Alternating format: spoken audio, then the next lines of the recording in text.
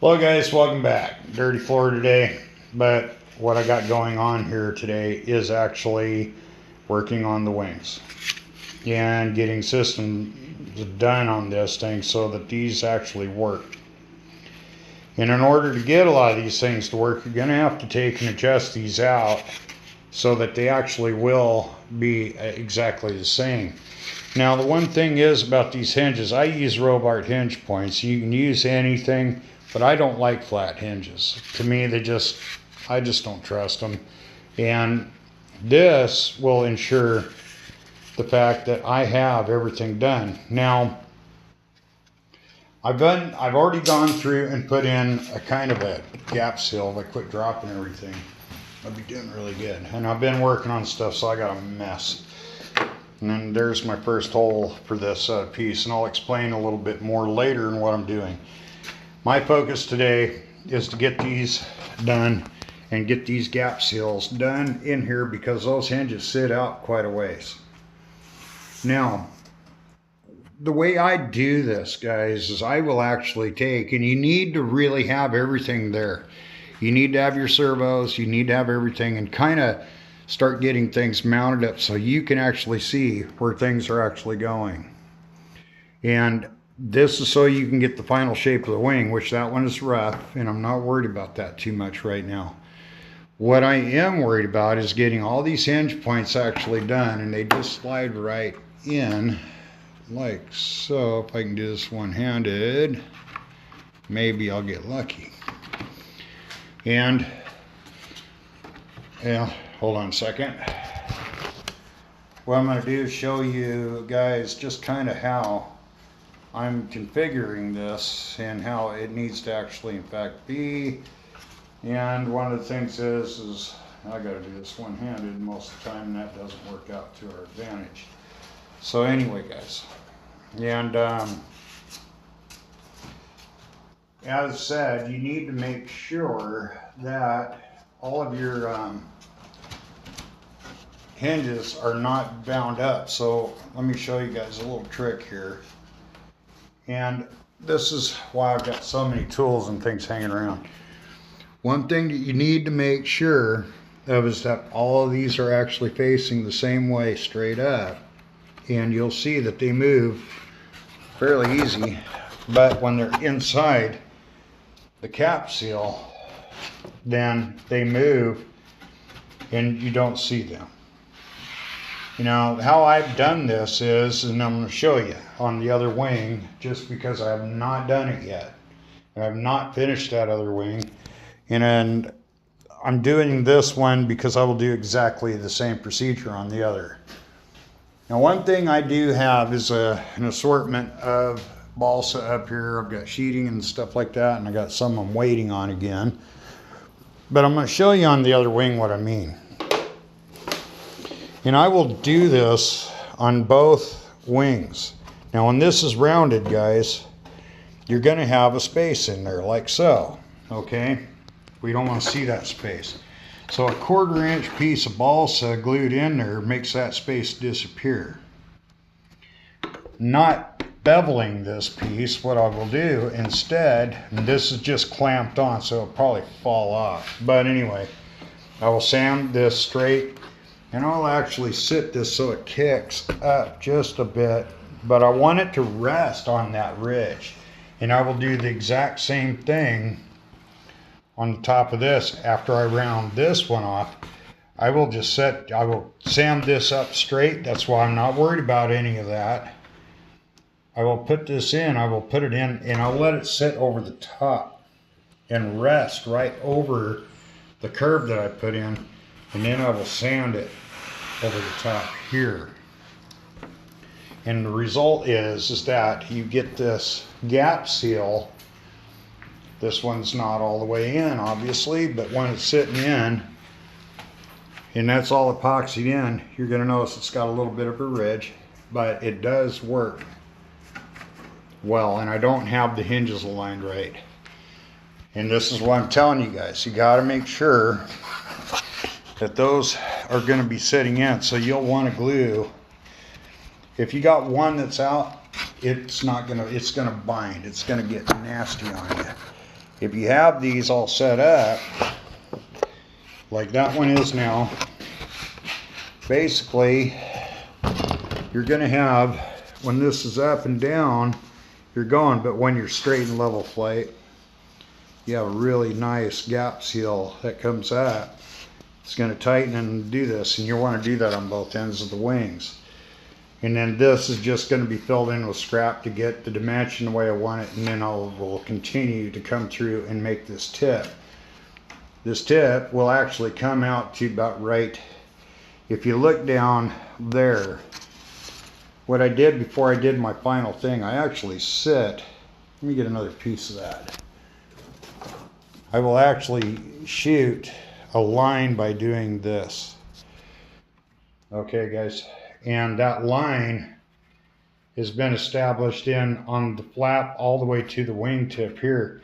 That means that I'm going to cut a lot of that tip off of there, and it hinges in the way to do that out of this. But it'll go from that tip to about right there, and I'll be cutting that whole edge off and sanding it and making it look nice. Pretty important that you have all of this stuff available before you start doing all this wing work. And you can do them at one, but if you're going to use one servo to fit everything up, guys, make sure that you're going to use all the same servo, same numbers, same everything for everything you're doing. Now, this is why I've waited on a little bit of things, because I didn't want any afterthoughts. This is the wing pylon, and as you can see, when you get it in, you can shoot that line where it goes, and you can see they fit beautiful.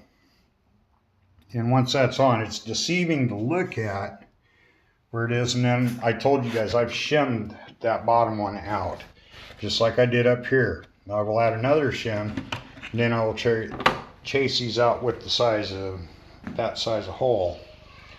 Very simple. And so, as far as the landing gear block is, this is something that I want to explain to you guys in some detail today. And again, I've been going crazy in here, and I've got a lot of stuff going around.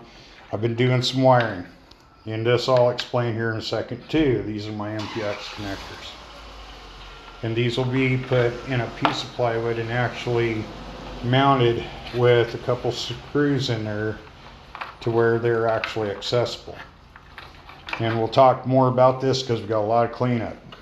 This I actually put in so I could actually make the linkage on here, install the horn that's going to be used, get the final details on that, so I can go ahead and actually, in fact, glue these G10 hinges in place. And why in the hell is that doing that?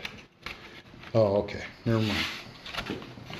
It's kind of falling apart here. And one of the big things is you got to make sure that you're keeping everything kind of as much as you can. And I did have a clamp on that, but I started monkeying around with other things, got busy.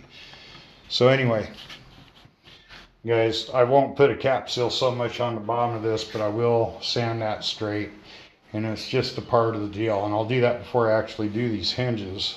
And anyway, the landing gear. Again, I am getting ready. I've got some aircraft plywood here. This is 3/32. It's a Midwest plywood, birch plywood, good stuff, and it's nominal. So anyway, I don't know what the hell that means sometimes, but anyway, what I'm going to do here is I'm aligning this so that all of my landing gear parts are, and basically what I did, and just to kind of give you an idea of what I'm actually in fact doing, I'm doing about the same things that we're doing with the servo hatches. And basically what I will do is I will take and I will actually take this and I traced it out and I stretched it out, and it'll come over here. And I've had a couple guys asking me about this, and they're saying, well, okay, what about can you get the retract outlet? Well, you can when they're twice as wide. But guys, you're gonna need enough room to be able to slide this back and lift it out. And these are reversible retracts. Now, the thing is, those holes were not right, and they are 5 inches from down to the center of the retract. You can go a little wider, and it probably wouldn't hurt much, but I measured them out to 5 inches. I measured them out to 5 inches in from the edge of this one. And to center that in there, you want it to be centered on that. In this, if you come up there and you look, this is going to be the same. If you flip it around, it's going to be exactly in the same position. So if I take this and I set it right where it needs to be, you're going to notice they don't fit very well like that. But if I go in there and I put it in there for 5, and I go ahead and retract this, which I can do, hold on. I got to unlock it manually.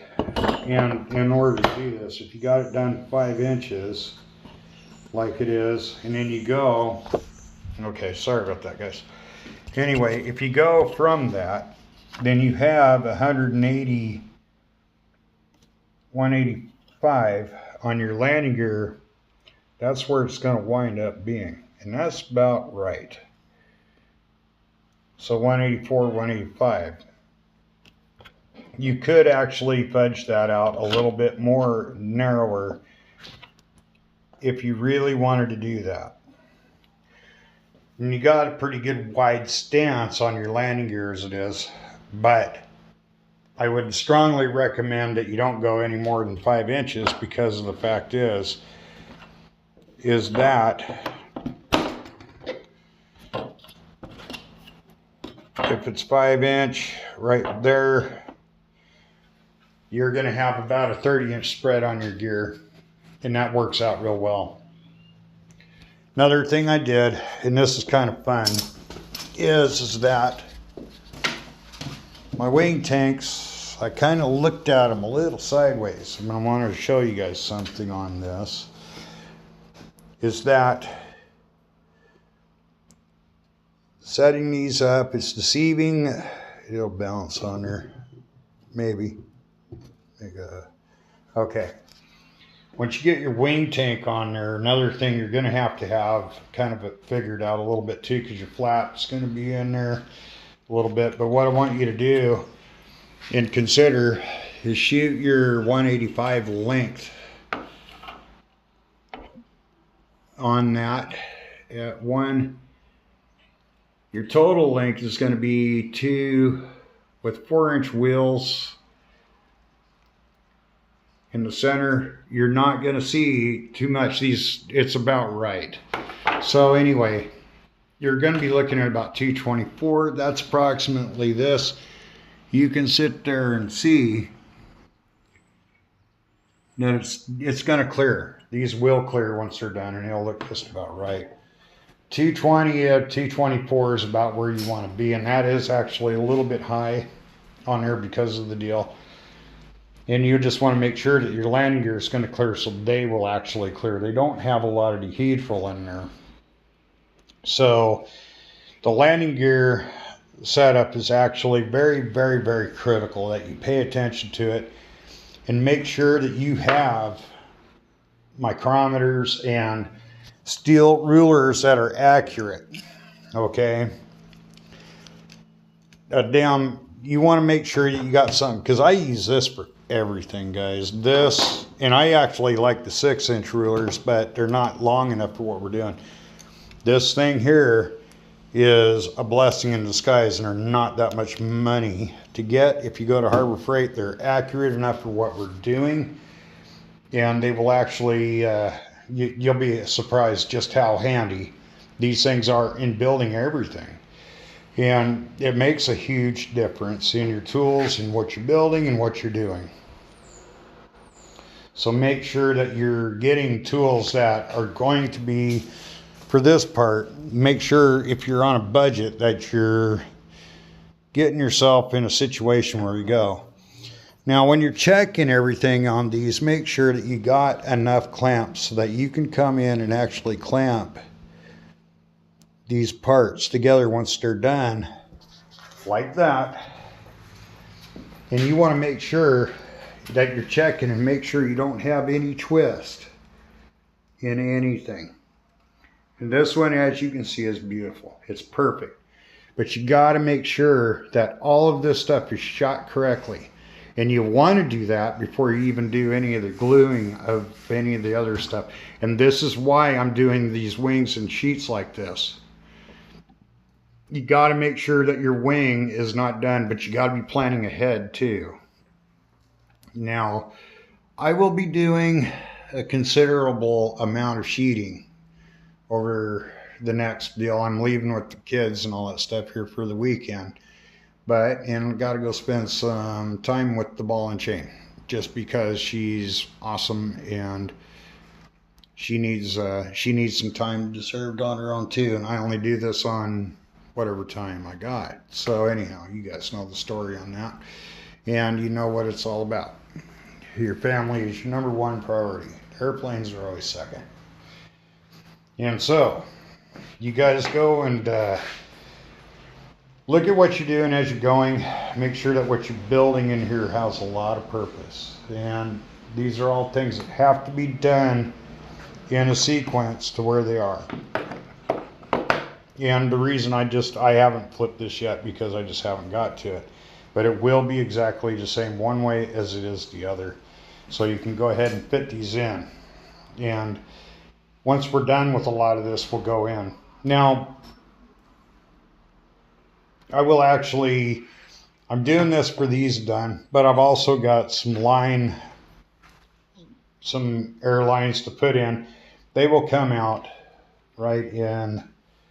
There's no, they will all come out into here. There's nowhere for them to come out in there. But you want them to come out down there, because everything else is pretty much all a given on this. And I'm going to put all my fittings and everything hidden internally. I thought about making some doors in scale locations, but guys, you got to find a place to say when. You've got to know where your limits are, and you got to know, gosh, I know guys that are putting doors in the sides of them and stuff like that. Yes, I'm not going to get that crazy with it. I don't want to ruin the look of the airplane. Everything is actually, there's more than enough room on the inside of this.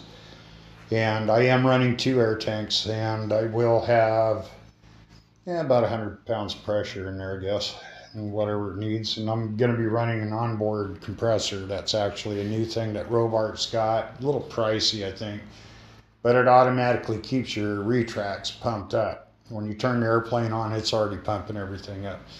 So I'm going to be doing that. And again, got some rework to do. Not infallible. And but I think you guys will all agree this is one beautiful airplane to build. It's coming along. Now, another thing I will be doing here is I got some more material for the front. And again, I do not throw away my timber, but anyway, I got a lot to build, and a lot of the scrap will be going into these, and whatever, stay good boy. Anyway, the main thing is that getting all these things and parts and things built is not really all that tough to do. The framing goes quick. But it's everything that you're doing here that is going to make everything else just go freaking crazy on you. And it'll drive you nuts sometimes. Main thing is stay the course. I do my sheets like this, and it's like I said again, my next sheet that I will do will be a short one. But I'm not going to do that until I get this block cut out. My next sheet will be this one. Okay? And it's important to keep this one fairly straight, as straight as you can. And so what I will do here is I will fill this area to get this, and I will just fill all these areas in as much as possible. Now, this is not a big piece in here, but what I'll do is I'll add a piece, I'll put this on, I'll trace it, cut it, glue this one to it. And then that's going to give me a real good spot to take and actually put in the next full one, which will come in just like that. Okay, and this will be the full one. This will be another one that's actually, we will come back as far as we can get with it. And this is just how I do it, guys. So it's just one of these deals, and I will fit this one in later. And it's just minding the time to do it and do it right. But then you want to take and make sure that you know that you're putting in 2 sheets across the front. Okay? You're going to get to the point where this wing is going to run out of real estate very quickly.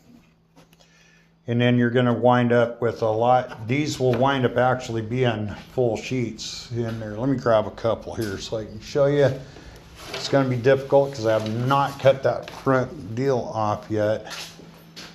But with 2 of these on here like this, let me get just another one on there. Damn it. I wish I had a camera guy, but I don't. I get tired of crap falling down all the time too. Now, this is what I'm talking about. This is just a simulation of this, and what will happen is that with all these other sheets going on, you're going to be putting full sheets in there that have a lot of gluing area. And I did this on the Spitfire, and that wing was just unreal. Okay. Now for this one here, you can actually go, and it's actually safe to say that you could actually take this one. If you run these, okay, say you got two sheets running across the front, you could actually do it with one, but I'm going to do it with 2 because the fact of the matter is this starts to get cut in.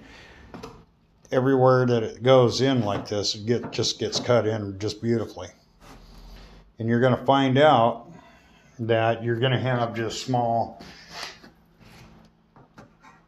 spots that are on there. It gives you a real good area to lay everything out. It's going to give you a lot more full sheets is what it winds up doing. Now what you can do, this sheet here, this actual sheet here, fellas, it could actually be brought up to here, and you can actually do, and this is why I say we're going to do 3 full sheets, but what will happen here is that we got this one could actually in fact be just a short one here, and then we just fill this one up, and then you're going to have just 2 full sheets.